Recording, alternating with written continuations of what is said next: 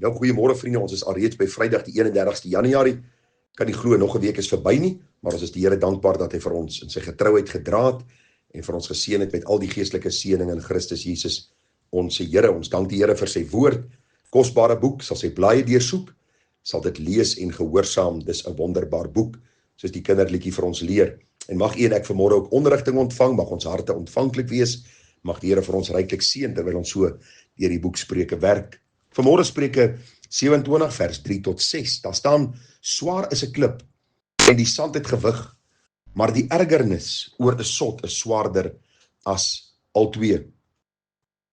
Een van die ander vertalings sê, klip en sand is swaar om te dra, maar die ergernis wat is dwaas veroorsaak is swaarder as al twee. Ek het so daaraan gedink, vriende, wanneer 'n mens stene dra of klippe dra of 'n swaar sak sement dra, dit vat baie van jou krag en jou energie. Dink maar as jy 'n visdammetjie bou. Dis 'n klein visdammetjie en jy moet groter en kleiner klippe inmessel en na die einde van die dag is die dammetjie klaar, maar jy's moeg, jy's uitgeput. Die Bybel sê vir ons baie duidelik, vriende, dat die ergernis wat 'n dwaas veroorsaak is swaarder. Met ander woorde, die pyn, die hartseer, die irritasie wat 'n sot veroorsaak is erger as hierdie harde werk wat 'n mens doen. En ek het onlangs met my seun daaroor gepraat. Emosionele uitputting is baie keer 10 maal erger as fisiese uitputting. Want emosionele uitputting is waar mense hier in jou gedagte besig is. Hulle is besig met jou mens wees. Hulle is besig hier in jou siele lewe. Hulle is besig hier om jou te tempteer en jou te probeer uitdaag. En daarom is die gebed van my hart dat u en ek die wysheid van God sal verkry om te kan onderskei tussen reg en verkeerd. En as 'n persoon sottelik optree, as 'n persoon irritasie is, as 'n persoon probeer om onder jou vel in te kom, om deur God se genade hom met wysheid aan te spreek en dan liefs die saak te vermy.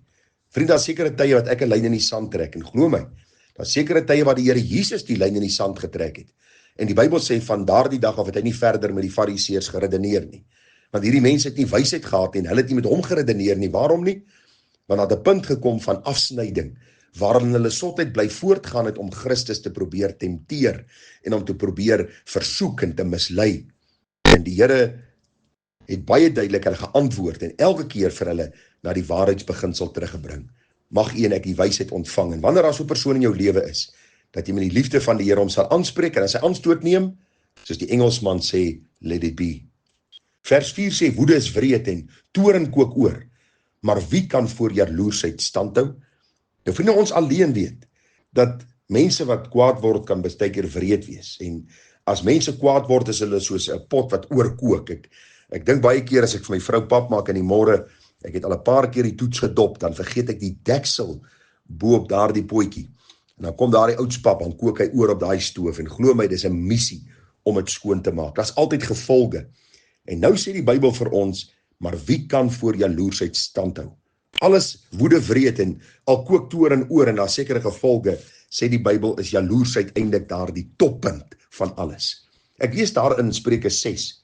Hy wat oorspel pleeg is sonder verstand en hy wat sy eie lewe wil verwoes, hy doen so iets. Slaan skande sal hy kry en smaad sal nie uitgewis word nie. Want jaloersheid is 'n toorngloed in 'n man. En op die dag van wraak verskoon hy nie. Hy neem glad geen losprys in aanmerking nie en hy willig nie in nie. Al maak jy die omkoopgeskenk nog so groot. Dit gaan oor hierdie geweldige jaloesie wat 'n man oor sy vrou het en goeie jaloesie oor jou vrou is 'n wonderlike ding. Maar dit lyk vir my in hierdie situasie wat Salomo beskryf, was daar hoerery wat plaasgevind het en hierdie man se jaloesheid het oorgeloop, selfs soveel dat geen omkoopgeskenk sy jaloesie kon bedaar het nie. Daarom vriende, is dit belangrik dat ons ook sal sien dat ons nie in hierdie jaloesheid van ons tot uiterste sal gaan nie. Bid die Here dat hy vir jou genade sal gee, dat hy vir jou wysheid sal gee. Goeie, gesonde jaloesie is van kardinale belang, maar mag dit nie my en jou denke beïnvloed dat ons op so 'n mate optree dat ons irrasioneel raak en ons denke oorneem en ons optrede van so aard sal dit wees dat ons skade aan ander sal berokken en selfs mense sal doodmaak nie. Vers 5 sê, openlike teregwysing is beter as verborge liefde. En hierdie een vertaling sê dit vir my so mooi, 'n openlike bestraffing is beter as liefde wat onsigbaar is. Vriende, soms is dit nodig dat vriende mekaar moet bestraf. 'n ware vriend sal vir 'n ander een sê, luister, die pad wat jy nou opstap is verkeerd. Miskien is jy en die persoon al 5 of 6 jaar vriende en jy sien hy begin by hierdie meisiekie kuier en jy sien hierdie meisiekie se waardes en sedes is nie reg nie. Jy sien jou vriend begin verval en begin agteruit gaan om hom dan tydig te waarsku en om uit die woord te waarsku, met liefde te waarsku en tereg te wys en vir hom te sê, die pad wat jy nou stap is verkeerd. Is liefde in aksie. Of wanneer hy miskien in 'n besigheidstransaksie betrokke raak, of wanneer hy nie by die kerk uitkom nie, want sy werksverpligting is te veel, om in liefde om tereg te wys en vir hom te sê, dis wat die woord sê, dis wat die waarheid van die woord sê, wandel daarop. Die Bybel sê vir ons, dis baie belangrik. Onsigbare liefde, niemand kan dit sien nie. Niemand kan in my hart sien dat ek my vrou lief het nie. Ek moet in my dade wys dat ek haar lief het. En dit bring ons by die laaste vers. Die wonde deur een wat lief het, is opreg bedoel, maar die soene deur 'n vyand is oorvloedig. As staan op 'n vriend kan jy staat maak, of op 'n vriend wat jou seer maak kan jy reken. Iemand wat jou haat is oordadig met sy soene. Die hele gedagte wat hier na vore kom, vriende, ons vind dit baie keer, dat mense wat iets by jou wil kry, wat 'n voordeel by jou wil verkry, hulle sê jou oorlaai met soene en met liefde en jy's so pragtig en jy's so wonderlik, en eintlik is hulle net besig om iets by jou te probeer kry. Maar die Bybel sê vir ons, op 'n vriend wat jou self seer maak, kan jy reken. 'n Opregte vriend is iemand wat soms jou teregwys, is iemand wat jou soms korrigeer. Op daai oomblik is dit nie lekker nie, op daai oomblik raak jy so half vies, maar as jy eerlik voor die Here is, en jy gaan word stil in jou kamer, en jy dink oor die teregwysing, jy dink oor hierdie bestraffing, jy dink oor hierdie gedagte, dan besef jy, dit was vir my voordeel, en tot my behoud, en sien 'n mens die liefde ook daarin. Daarom is baie belangrik, op 'n vriend wat jou seer maak, kan jy reken.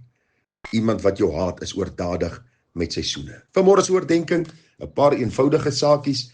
Vriende, mag die Here vir ons wysheid gee daarin, om die Here ook te eer, en mag ons eer bring op sy wonderlike naam. Groete vir u, mooi dag verder. Mooi naweek, as die Here ons spaar, sien ons mekaar Sondag in sy huis. Mooi naweek, tada.